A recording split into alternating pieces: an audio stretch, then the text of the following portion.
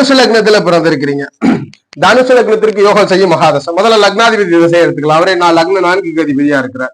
குரு தசை லக்னாதிபதி திசை இருந்தாலும் ஸ்தான பலத்தை இழந்திருந்தாருன்னா பெரும் பிரச்சனை. ஜாதகருக்கு எந்த பலனும் நல்ல முறையில் கிடைக்காது. அதே குரு தசையோடு குரு பகவானோடு ஸ்தான பலத்தை செவ்வாய் பகிர்ந்து கொள்கிறார், சூரியன் பகிர்ந்து கொள்கிறார். இது மிகப்பெரிய யோக தசை. அல்லது புதன் ஸ்தான பலம் குறைந்துதான் பகிர்ந்து கொள்ளணும். புதனை எக்ஸ்டென்ஷன். புதனை விட சனி. ஓகே, புதனை விட சனி. செவ்வாய் சூரியன் சனியோடு ஸ்தான பலத்தோட தொடர்பு கொள்றாரு குருன்னா அந்த தசை யோக தசை.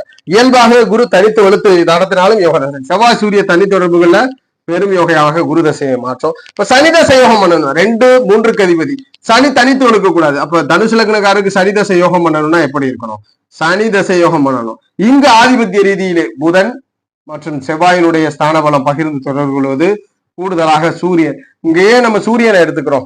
சூரியனை விட குரு முதன்மை. ஆமா, சனி தசை யோகம் பண்ணா குரு. என ஜாதகருக்கு பொது நிலத்திலிருந்து சுயநலமாக அதாவது குடும்பம் என்ன வருது. புதன் செவ்வாய் குரு இந்த 3 கிரகங்கள் ஸ்தான பலத்தை பெற்று சனியோட தொடர்பு கொள்வது.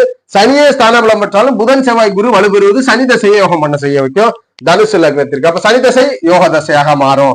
5, 12ஆம் அதிபதியான செவ்வாய் தசை. செவ்வாய் மறையக்கூடாது. செவ்வாய் ஸ்தான பலத்தை இழக்கக்கூடாது. மறைவது ஓகே, ஸ்தான பலத்தை இழந்தா யோகம் செய்யாது. செவ்வாதசை அவயோகம். அதிர்ஷ்டாதிபதியில செவ்வாதசை அவயோகம் பண்ணிடும். ஆனா இந்த செவ்வாயோட சூரியனுடைய தொடர்பு இருக்கு. இந்த செவ்வாயோட ஆதிபத்திய ரீதியில குருவோனுடைய தொடர்பு இருக்கு. சந்திர தொடர்பு இருக்கு. நன்மை.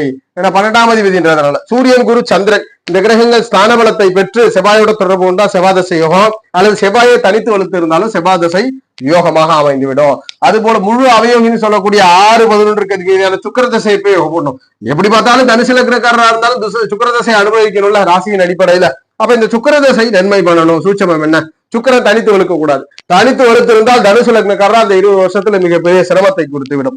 ஆனால் இந்த சுக்கிர தசையிலே சனியோட ஆதிபத்திய தொடர்பு, செவ்வாயோட ஆதிபத்திய தொடர்பு இருப்பது, சூரியனோட ஆதிபத்திய தொடர்பு. சனி செவ்வாய் சூரியன் இந்த 3 கிரகங்கள் வலுத்து சுக்கிரன் தொடர்பு கொள்வது.